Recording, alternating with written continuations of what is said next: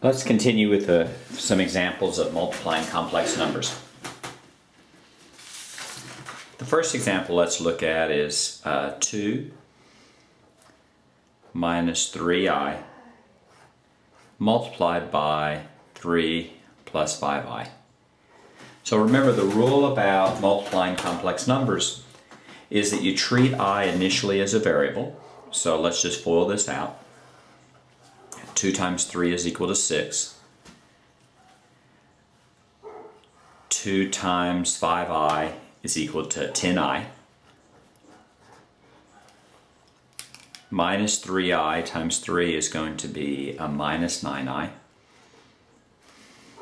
And then minus 3i and 5i is going to be a minus 15i squared. Continuing to treat I as a variable, we can combine like terms. If you notice, this is a 10i and that's a minus 9i, so you're going to end up with 6 plus 1i, or 6 plus I, minus 15i squared. At that point, we're going to look at every I that has a power other than 1 and simplify it.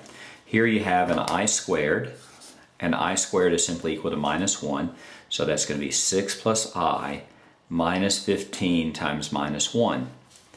Minus 15 times minus 1 is going to be a positive 15, so you're going to get 6 plus I plus 15. The 6 and the 15 combined, you're going to get 21 plus I, and that's written in standard form, so that's your answer there. You're multiplying complex numbers, and you're just using FOIL.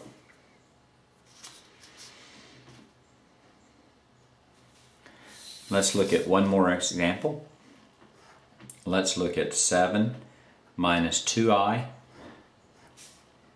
2 minus 5i.